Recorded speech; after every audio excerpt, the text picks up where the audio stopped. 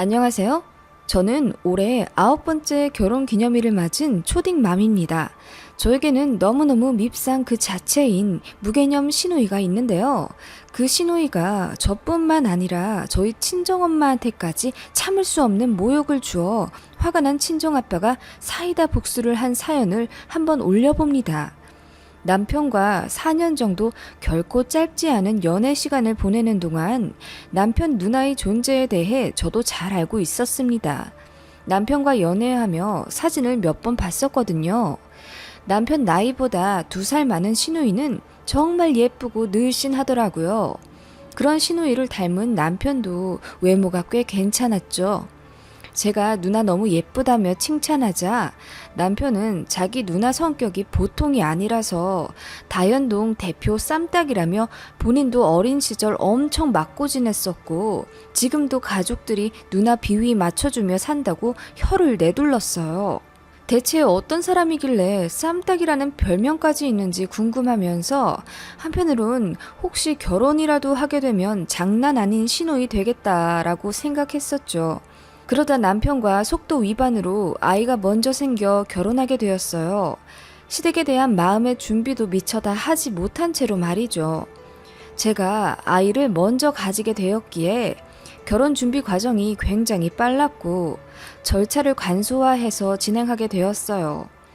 연애 시간 동안 양가 부모님이랑은 서로 왕래가 잦았고 소통도 어느 정도 되었기에 듣는 사람은 황당할 수 있겠지만 형식적인 상견례는 패스했고요. 식장이나 스드메도 그냥 무난하게 바로 정해 임신 사실 알자마자 2개월 만에 바로 결혼식을 올렸어요. 시누이는 저희 결혼식에 참석 못했어요. 안 오더라고요.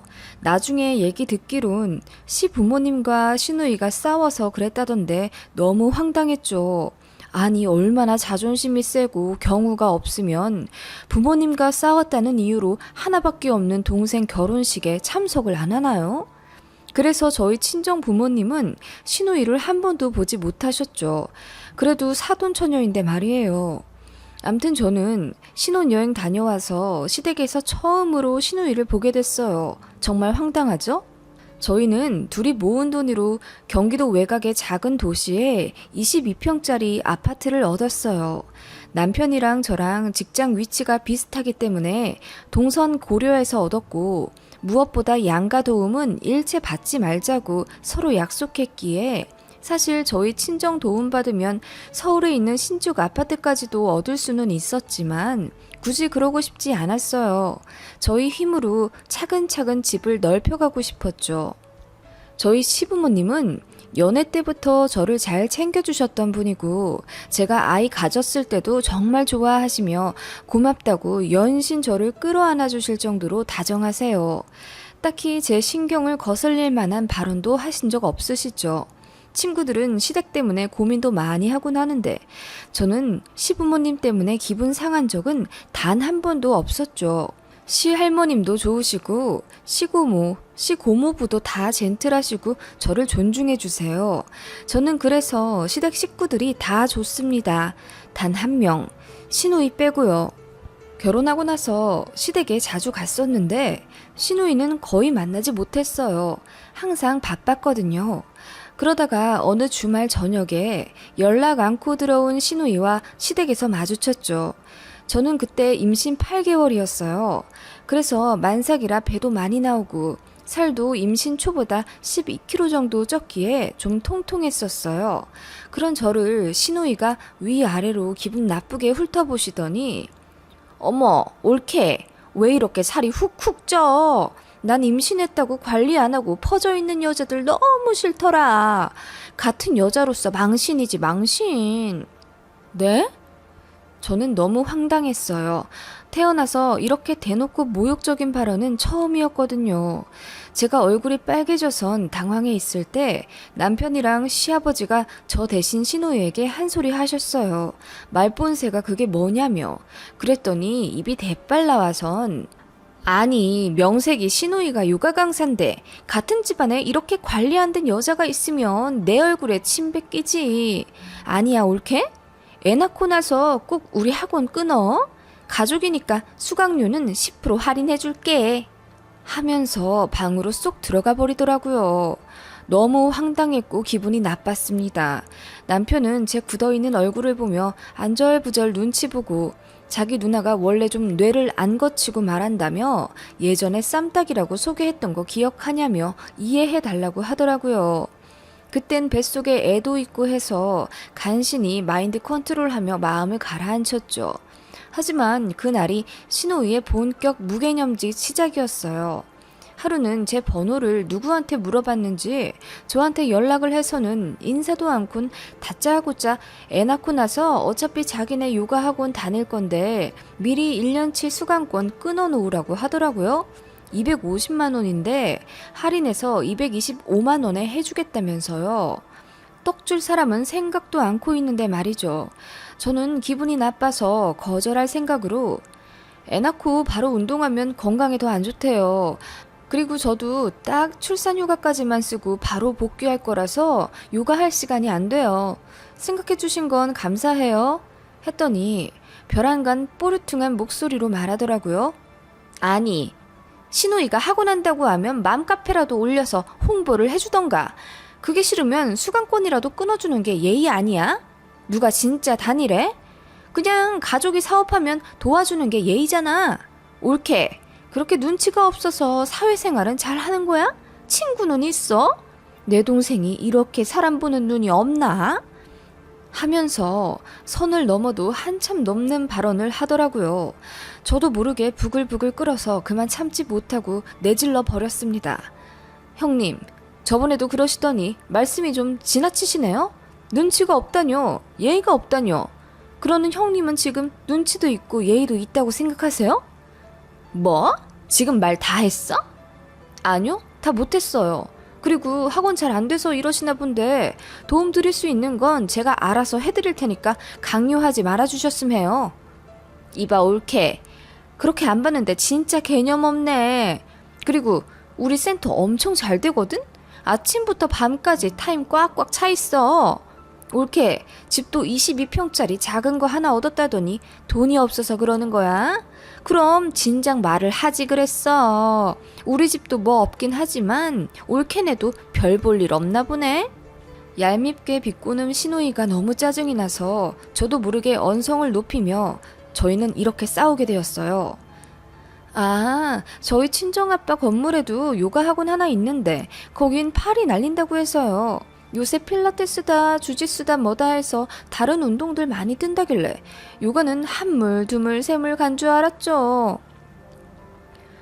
그럴 의도는 없었는데 저도 기분이 나빠 신우이가 하는 직업군을 비하하고 말았어요. 사실 이런 성격은 아닌데 눈에는 눈, 이에는 이가 제 인생관이라 저도 모르게 미운 짓이 불쑥 나와버렸네요. 신우이는 제 말을 듣자마자 전화기가 울릴 정도로 소리를 지르더니 무슨 년 하면서 쌍욕을 해대기 시작하더라고요. 저는 그 험한 욕들을 들으니 너무 화가 나서 온몸이 떨리고 가슴이 두근거릴 정도였죠. 한 5분을 그렇게 혼자 흥분해서 욕을 하더라고요. 저도 같이 욕할까 하다가 그냥 꾹 참고 전화를 끊었는데 끊자마자 배가 아파지기 시작하더라고요. 그때가 임신 9개월이었는데 갑작스러운 극도의 스트레스 때문인지 배가 강하게 뭉쳤고 바로 가진통으로 이어졌어요. 출산 준비도 제대로 하지 않았는데 그렇게 갑자기 아이를 낳게 되었습니다. 이런 일이 시댁에 알려지자 시부모님이 신우이를 호되게 꾸짖으셨대요. 저도 병원에서 남편에게 들은 이야기입니다. 시부모님은 대신 사과한다며 정말 미안하다고 하셨어요. 그리고 신우이 최대한 안 마주치게 잘 조치하겠다 하셨고 그래서 그렇게 넘어간 저와 신우이와의 첫 싸움이었어요. 신우이가 어떤 스타일인지 아시겠죠? 그 후에도 시댁에서 종종 마주칠 때마다 제 승질 박박 긁은 아주 못된 신우이예요. 저희 친정아빠가 건물주라는 사실은 홧김에 한 말이 아니라 정말이에요. 할아버지로부터 물려받은 재산으로 어느 한 8층짜리 건물을 사셨는데 운 좋게도 그 거리가 번화가가 되면서 건물값이 엄청 올랐고 더불어 상가 임대료도 올라서 월 2천 정도는 그냥 가져가세요. 그것도 저희 아빠가 다른 곳보다 임대료를 덜 올리신 거고, 워낙 건물을 잘 관리하셔서 한번 들어온 상가 자영업자들은 절대 나가지 않으려고 해요. 항상 계약을 갱신하려고 노력하신다네요. 그런 사장님들과 아빠도 어느새 사이가 돈독해졌고, 웬만하면 상가 임차인들이 사정에 맞춰주신대요. 솔직히 월 500만 원 정도는 더 버실 수 있는데 저희 부모님 가치관은 이러하세요. 베푸는 만큼 다 돌아온다. 그리고 많이 버신다고 사치하지 않으셨고, 주변에서도 어찌 저렇게 검소하게 사시냐며 존경스럽다고도 하셨어요. 저 역시 특히 대단하시다고 생각하는 부분이 있어요. 바로 저희 친정엄마가 저희 건물을 직접 청소하신다는 거예요. 청소 용역팀도 물론 두지만 저희 엄마도 새벽마다 건물로 나가셔서 옥상부터 지하 2층 주차장까지 구석구석 모든 곳을 쓸고 닦으십니다. 혹시나 파손된 곳이 있는지, 고장난 곳이 있는지 세심하게 살피시고 부족한 부분이 있으면 바로 아빠한테 말씀하셔서 보수하시는 덕에 건물이 구석구석 신축 목지 않게 정말 깔끔해요. 저희 친정 부모님은 그만큼 건물에 애정을 깊이 갖고 계십니다. 그런데 몇 년 전부터 7층에 들어온 요가 강사 때문에 엄마가 스트레스를 받는다고 하셨어요. 월세도 제때 안 내고 관리비도 몇 달에 한 번씩 몰아내는 불량 임차인이라 아빠도 골칫거리라고 하셨죠. 건물에 새 들어온 임차인들 모두 경우 바르고 많이 배려해 주시는 저희 부모님께 고맙게 생각하며 정답게 지내기 때문에 뭔가 거슬릴 만한 행동들을 안 하세요. 그런데 유독 7층 요가 강사만이 그렇게 저희 친정엄마한테 모욕을 준다더군요.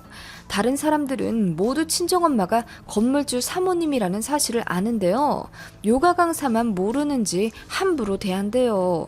게다가 쓰레기 배출도 정해진 대로 하지 않고 엉망으로 해서 저희 친정엄마랑 몇 번이나 마찰이 있었다고 하네요.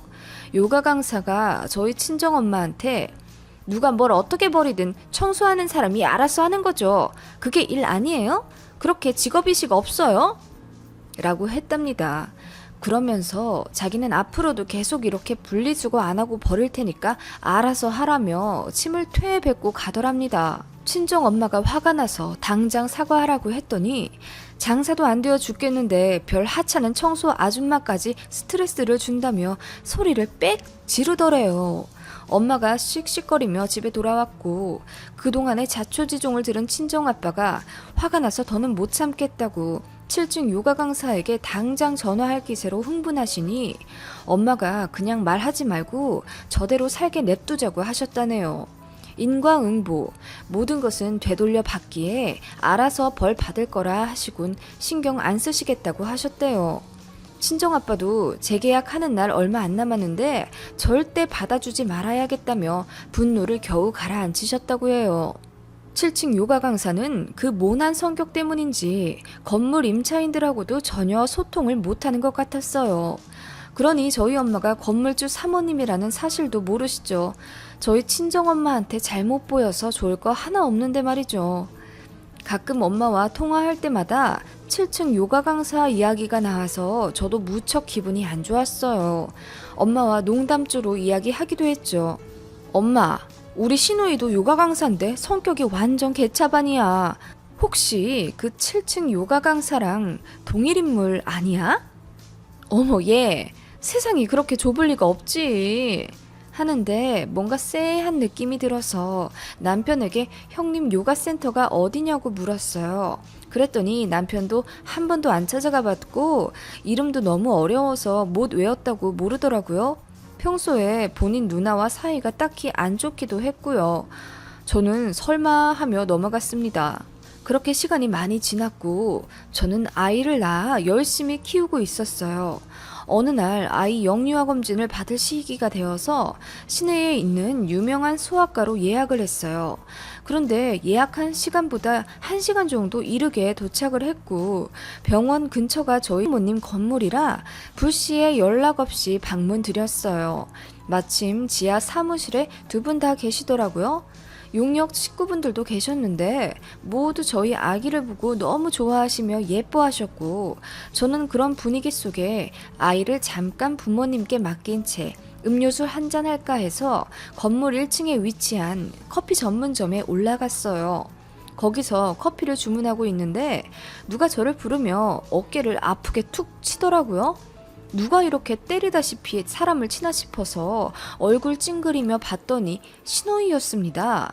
운동복 차림인 걸 보니 일하는 중인가 했어요. 어머, 올케, 여기는 웬일이야? 생전 우리 센터에 관심도 안 두더니 드디어 등록하러 온 거야? 네? 아니요, 저 아이 수학과 왔는데요. 잘 지내셨어요? 응? 보다시피. 근데 우리 조카는 어디 있어? 친정 부모님께 잠깐 맡겨뒀어요. 친정 부모님이랑 같이 왔구나? 아, 뭐야, 우리 엄마 아빠한테는 연락이나 잘해?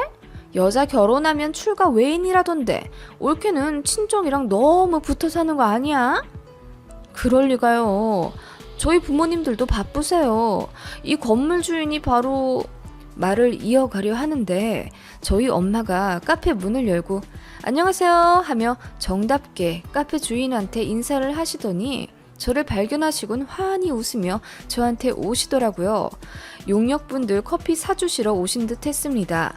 그 순간 어머, 아줌마 더럽게 여기 청소하는 사람들 들어오는데 아니에요. 네? 형님, 지금 무슨 말씀이세요? 아니, 이 아줌마 우리 건물 청소하는 사람이거든. 아, 그런데 어찌나 나한테 잔소리를 하는지. 자기 일이나 제대로 하지. 나보고 페트병을 왜 일반 쓰레기에 버리냐, 음식물을 왜 화장실에 버리냐, 사사건건 간섭이야. 주제를 몰라도 한참 모르시는 것 같아서 내가 참교육 시켜드리고 있지. 평생 청소나 하며 사실까봐 내가 걱정돼서. 신우이가 그 터진 주둥이로 우리 엄마한테 뭐라 나불대는지 슬로우 모션으로 변하는 것 같더라고요.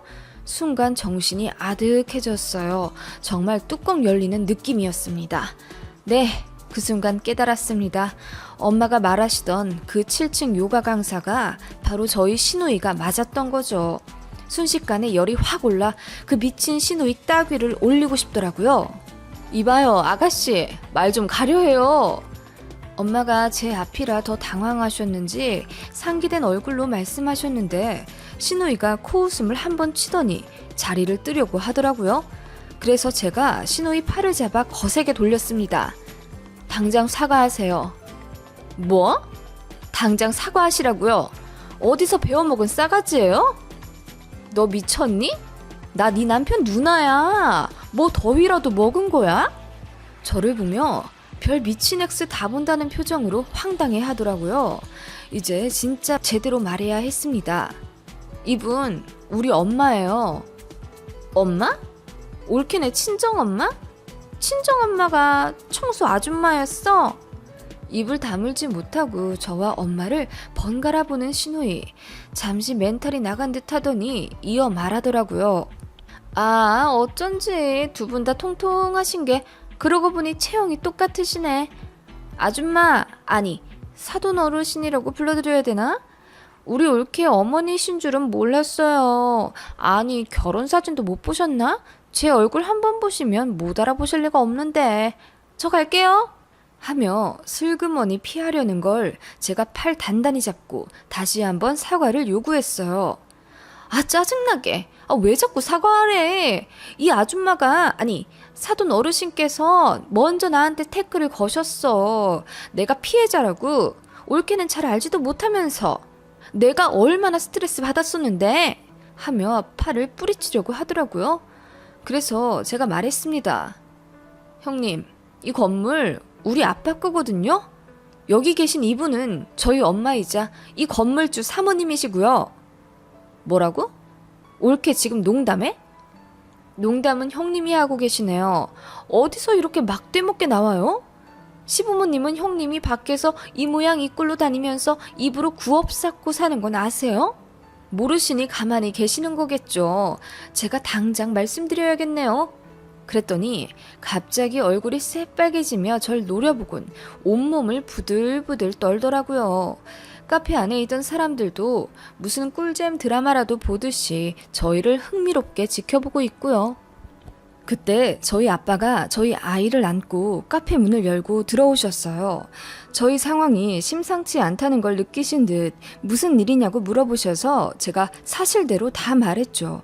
그랬더니 아빠가 울그락불그락 하시며 우리 딸내미 신우이가 그렇게 딸을 괴롭히고 막말하면서 무시했다 하던데 그게 무개념 7층 요가 선생 당신이었냐 하시며 소리를 버럭 지르시더라고요. 친정아빠가 그렇게 화내시는 건 저는 처음 봤네요. 그랬더니 신우이가 뭔가 심상치 않다 느꼈는지 바로 도망가더라고요. 아주 볼품없고 치사하게 말이에요. 사과 한마디 못하는 인격이라 그런 거죠. 친정아빠가 아이를 저한테 넘기시더니 급하게 신우이를 쫓아가셔서 큰 소리로 말씀하시는데 카페 안까지 들리더라고요. 당신 같은 사람한테 다음 재계약 없어! 절대 안 해! 7층 빼! 하시더라고요. 신우이가 뭐라 아쉬운 표정으로 말하는 걸 친정아빠가 귓등으로도 안 들으시고요. 그날 저녁 신우이가 저한테 전화를 걸어서 사과하더라고요. 미안해 올케. 올케 어머니셨는지 몰랐어. 용서 좀 부탁드리면 안 될까? 아버님한테? 우리 엄마가 아니셨다면 그렇게 행동해도 됐었다는 거예요? 그리고 용서를 왜 우리 아버지한테 빌어요? 우리 엄마한테 비셔야지. 우리 아빠가 계약 연장 안 하신다고 하셔서 그러신 거예요? 형님 진짜. 아니야. 내가 그럼 어떻게 하면 될까? 옳게. 사실 몇 년 동안 잘 안 되다가 이제 슬슬 입질이 온단 말이야. 사거리 새 아파트 이제 입주하기 시작한 거 알잖아. 이제 수강생들 조금씩 들어오기 시작한다고. 형님 요가학원 잘 된다고 저한테 자랑하실 땐 언제고요? 아니야 옳게. 사실 지금까지 적자였어. 지금 센터 폐쇄하면 나 빈털털이 알그지로 쫓겨나는 거야. 센터 인테리어에 1억 2천이나 썼어. 지금 빚만 2억이라고. 옳게. 나 좀 살려줘. 응? 부모님한테 잘 좀 말씀드려줘 제발. 형님 인과응보란 뜻 아시죠? 모르시면 네이버에 쳐보시고요. 수고하세요. 하고 전화를 끊었습니다. 시댁에서 이날 있었던 일 때문에 한바탕 했었대나 봐요. 놀란 시부모님이 남편한테 전화를 걸어 사정을 물었고 남편이 사실대로 말씀드리자 앞으로 사돈댁 얼굴 어떻게 보냐며 우는 소리를 하셨다네요. 시간이 많이 흐른 뒤 시부모님이 저희 친정 부모님께도 사과 전화를 드렸다고 하더군요. 암튼 신우이는 혼자 이 변호사 저 변호사 다 찾아가며 계약 갱신 요구권 행사에 대해 알아보더니 아무리 애를 써도 답이 없다는 걸 알고는 저희 친정 부모님께 찾아왔다고 하네요. 죄송하다고 고개 숙여 개미 목소리로 말하길래 그 사과 안 받는다고 했더니 그 성질 그럼 그렇지. 바로 눈을 휘번덕하게 떠가며 깡패 같은 당신들 고소하네. 동네에 개망신을 주네 어쩌네 했다네요. 그래서 바로 쫓아냈더니 또 그 다음날 와서 죄송하다고 사과. 그런 일을 몇 번이나 반복했고 결국 재계약은 물거품 되어버렸어요. 친정 부모님은 솔직히 저를 봐서라도 신우이가 친정 엄마한테 진심으로 사과하면 받아주려고 하셨대요. 그런데 도무지 갱생 가능성이 없어 보였고 친정 부모님도 더 봐줄 필요가 없다고 판단하신 거죠. 오히려 봐주면 더 떵떵거릴 게 눈에 보였고 고스란히 저한테까지 피해가 갈까봐 차라리 더 얕보지 않도록 선을 긋는 게 낫겠다고 생각하신 거예요. 저도 동의합니다. 저희 친정엄마한테 그렇게 상처 주고 타인의 인격을 짓밟는 사람은 절대로 잘 되면 안 된다고 생각해요. 친정아빠가 7층 신우이 요가학원 자리에 다른 사무실과 계약하셨대요. 그런데 신우이가 보증금은 보증금대로 반환 받아놓고는 절대 요가센터 못 뺀다고 2주 다 돼가도록 난리를 친통해 새 사무실에서 들어오지도 못하고 이도저도 못하다가 아빠가 직접 사비로 철거 용역을 부르셨다네요. 용역 직원들 들어가는 순간까지도 신우이가 온몸으로 막았대요. 그러다가 결국 밖으로 쫓겨났고 신우이 요가센터는 장렬하게 철거되었죠. 그 와중에 신우이가 값비싼 기구와 물건들은 미리 빼놨었대나 봐요. 웃기지도 않더라고요. 암튼 그렇게 되니 신우이가 저한테 전화를 걸어 또다시 이년저년 쌍욕을 하며 제가 중간에서 안 막아줘서 이렇게 되어버렸다며 화풀이 하더라고요. 한 번만 봐주지 그랬냐면서 네가 그러고도 시댁에서 내 얼굴 편하게 볼 수 있을 것 같냐고 하시길래 조용히 한 소리 했어요. 형님 같은 사람도 시누이라고 제 앞에서 감싸주실 시부모님이라면 저도 시댁에 발걸음을 할 일 없을 거예요. 그랬더니 씩씩거리다가 전화를 끊더라고요. 남편도 그런 시누이에게 질릴 대로 질려버린 터라 자기 누나라고 편 못 들더라고요. 그냥 그날 이후로 시누이에 대해서 언급하지 않아요, 둘 다. 입에 올리는 순간 서로 불편해지니 암묵적으로 언급 금지 되어버린 거죠. 사람이 착하게는 못 살더라도 나쁘게는 살지 말았어야죠. 그동안 많은 사람들 가슴에 얼마나 대못을 박으며 살아왔을까요? 시부모님도 시누이와 많은 일들을 겪고 거의 포기하셨다는데 아무리 좋은 부모여도 가끔 이렇게 청개구리 같은 자식이 나오기도 하나 봐요. 소시오패스인지 진지하게 한번 상담 받게 해보고 싶네요.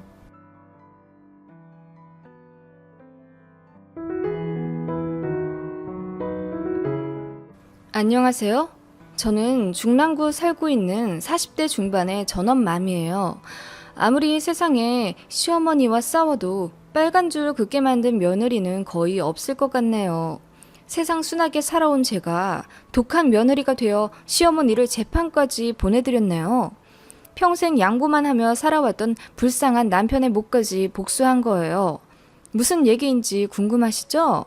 그럼 바로 이야기 시작할게요. 저에게는 눈에 넣어도 안 아플 10살 딸과 2살 아들이 있어요. 그리고 너무나도 사랑하는 남편이 있고요. 저와 남편은 소개팅으로 만났어요. 제 직장 선배가 중국어 학원 다니며 친하게 지내게 된 동생이 있는데 저와 성격도 잘 맞을 것 같고 무엇보다 잘생겼다며 한번 만나보라는 말에 술 한잔 가볍게 해볼 생각으로 부담 없이 나간 자리였어요. 솔직히 진짜 잘생겼더라고요.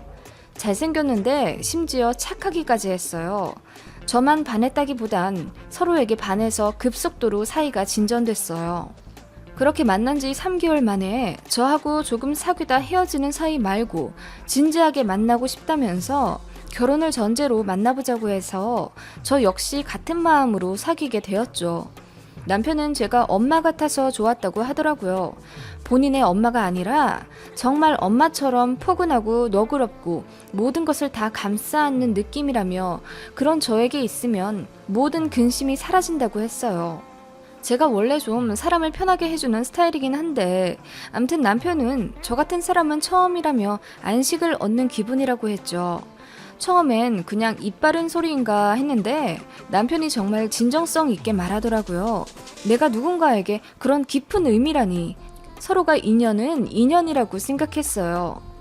저희 남편은 정말 순하고 선했어요. 제가 연이은 야근으로 피곤해 쩔어 살던 어느 날 갑자기 회사에 찾아와선 지하 주차장에 10분만 내려와 보라고 하더니 차 안에서 제 발과 어깨를 주물러주며 직접 싸온 도시락도 먹여주곤 했고요. 주말에는 토요일 아침부터 일요일 밤까지 쭉 스케줄을 짜와서 저를 공주처럼 대접해주고 제가 경기도 외곽이든 전남 땅끝마을이든 가고 싶다고 하는 곳은 어디든지 데려다주던 정말 헌신적인 사랑을 보여주던 사람이었죠. 착한 데다 잘생기고 능력도 좋은 사람이 나만 바라본다는 사실은 이 쓰디쓴 세상도 달콤하게 물들이는 마법 같은 일이었어요. 매일이 황홀했고 저 역시 이 남자를 정말 놓치기 싫었습니다. 그런 남편이었지만 딱 하나 마음에 걸리는 부분이 있었는데요. 바로 시댁이었습니다. 남편이 결혼 얘기가 오가게 되며 진지하게 저에게 털어놓더라고요. 자기야, 사실 할 말이 있어. 우리 엄마 자기가 이해하기엔 좀 힘든 분이실 수 있어. 아니, 힘든 분 맞아. 그게 무슨 말이야? 좀 와일드하신 편? 어디서부터 말해야 될지 모르겠다 하더니 닭똥 같은 눈물을 뚝뚝 흘리는 게 아니겠어요? 그러다가 꺽꺽 아이처럼 울기 시작했고 아무리 달래도 진정을 못하더라고요. 그렇게 한참을 울다 시작한 기막힌 사연. 남편에겐 2살 차이 나는 형이 있어요. 남편은 어릴 적부터 부모님께 심한 차별을 받으며 자라왔다고 하네요. 모든 것을 형에게 양보해야 했고 형의 잘못인데도 동생인 본인이 혼나며 살았다고 해요.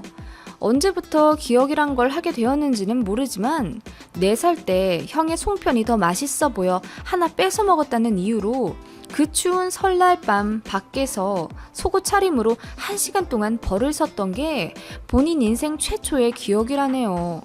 보통 동생이 더 사랑을 받지 않나요? 그런데 남편의 집 분위기는 절대 일반적이지 않았습니다.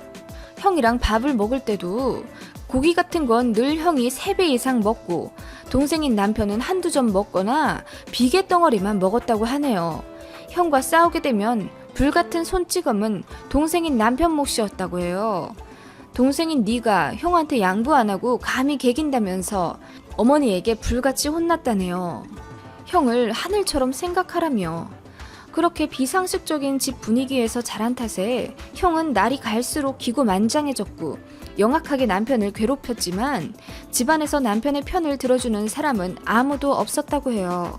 남편을 향해 웃어주는 이도, 포근하게 안아주는 사람도, 1등이 적힌 성적표를 들고 와도 칭찬해주는 사람은 아무도 없었답니다. 사실 남편은 계획이 없었던 자식이래요. 그걸 남편이 12살 되던 해에 시어머니가 직접 얼굴에 대고 말하셨답니다.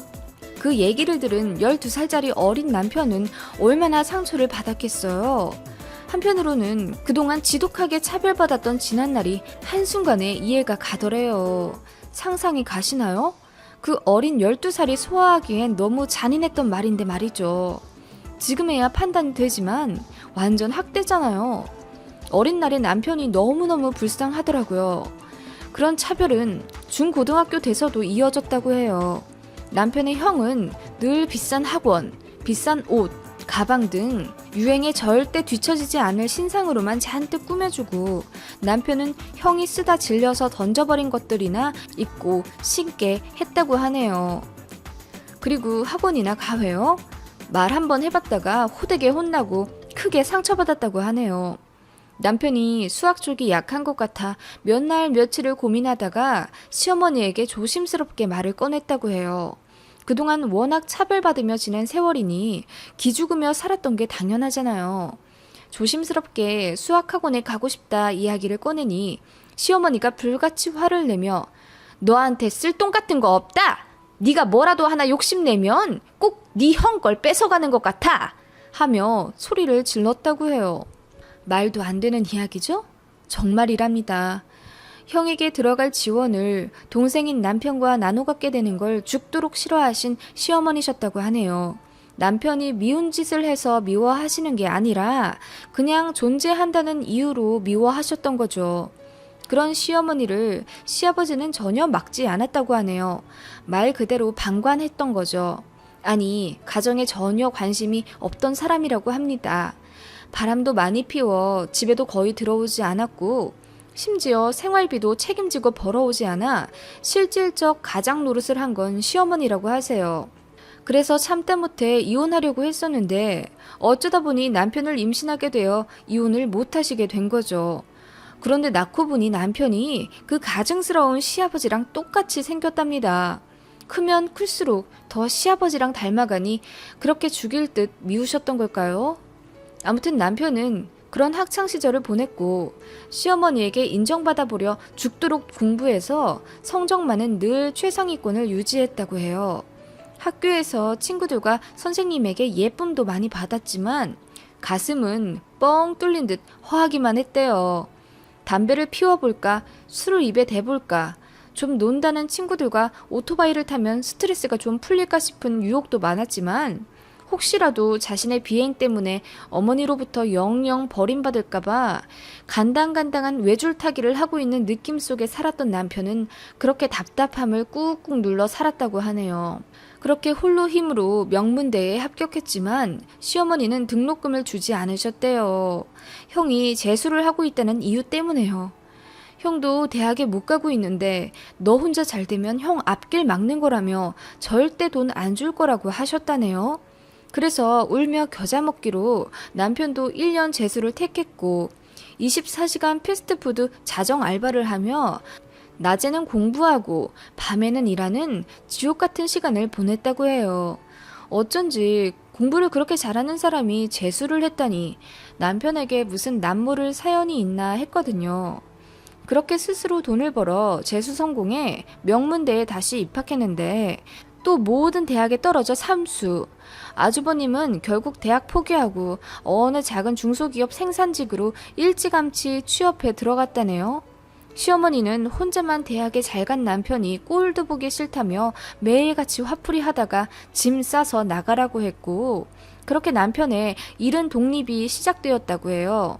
남편이 마음의 준비 없이 혼자 살게 되자 우울증이 발현했고, 그렇게 찾은 신경정신과에서 상담으로 남편의 심리 깊숙한 곳에 있는 시어머니와의 갈등을 수면 위로 꺼내게 된 거죠. 남편은 대학에 다니며 수많은 상담 치료 끝에 심리적, 정서적 안정을 많이 되찾았다고 해요. 그 전에는 웃어도 웃는 게 아니었다고 하던데 어느 순간부터는 작은 것에 비로소 행복을 느꼈다고 해요. 모든 게 본인 때문이라며 자책하는 날도 많았고 시어머니와의 관계에 본인이 태어나지 말았어야 했는데 태어난 게 잘못이라고 은연중 생각하고 있었기에 자존감도 바닥이었답니다. 그런 상처들을 열심히 스스로 치유해 나갔던 거죠. 장하게도. 이야기가 끝나자 저도 그만 펑펑 울며 남편을 끌어안았어요. 그런 남편을 평생 지켜주어야겠다고 생각했습니다. 그렇게 시작한 결혼 준비. 예상대로 시어머니는 정말 독하신 분이셨어요. 남편이 결혼하고 싶다고 얘기하자 그래, 네 맘대로 하고 돈 달라는 말만 말아라. 네 형이 자리를 못 잡아서 너 줄 돈은 한 푼도 없다. 이러셨다네요. 뭐 그렇게 반쪽이 비어 허전한 듯한 결혼 준비가 시작되었고 어른의 결정이 필요한 부분은 모두 저희 친정에서 도와주셨어요. 저희 친정 부모님은 원체 성격이 너그러우신 분들이고 웃음도 많으세요. 공감 능력도 좋으신 분이라 위로도 잘 해주셨고요. 제가 남편의 성장 과정을 대략 이야기해주자 너무나도 대견하게 상처를 잘 극복했다며 남편을 토닥여 주셨고 그런 남편이 흐느끼며 저희 친정 부모님께 평생 잘하겠다고 약속하더라고요. 결혼식장에서도 남편은 시댁 쪽보단 저희 친정 부모님께 더 눈을 두고 연신 미소 짓더라고요. 시부모님들 표정은 뭐 그냥 무표정으로 일관하셔서 제가 다 무안했었죠. 외람된 말이지만 신혼집 구할 때도 저희 부모님만 금전적으로 도움 주셨고 시댁에서는 한 푼도 주시지 않으셨어요. 그렇게 저희 결혼 생활이 시작되었어요. 다행인지 불행인지 시댁과 연락도 왕래도 거의 없게 되었습니다. 남편도 먼저 연락하기 싫다고 저보고도 연락하지 말라고 했고 시댁에서도 마찬가지셨어요. 명절에 올 필요 없다고 그냥 알아서 잘 살으라 하셨죠. 허전함도 잠시 완벽한 가정을 이룬 남편은 매일을 황홀하게 행복해했고 저희 친정 부모님과의 관계에 최선을 다하며 저와 가정을 잘 이뤄갔어요. 그렇게 결혼 12년을 보내며 예쁜 첫째 딸과 막둥이 아들을 낳았어요. 사실 너무나 간절히 둘째를 원했는데 잘 안 생기더라고요. 포기하던 차에 기적적으로 둘째가 생겨 저희 가족 모두 뛸 듯이 기뻐했어요. 그런데 제가 임신하면서 임신성 당뇨에 걸려 엄청 고생했고 아이 낳으면서도 죽을 고비를 몇 번이나 넘겼습니다. 제가 출산 중 피를 너무 많이 흘려서 피 구한다고 난리가 났었다고 해요. 그렇게 어렵게 품에 안은 둘째 아들인데 세상에 나오자마자 약한 몸으로 니큐에 들어가 한 달을 고생을 하다 겨우 퇴원했어요. 정말 힘들게 낳은 저희 둘째 아들이라 병원에서 눈물도 참 많이 쏟았죠. 그런데 그런 귀한 저희 아들을 시어머니가 시아주버님에게 드리라고 하셨네요. 이게 웬 말 같지도 않은 소리인가 싶으시죠?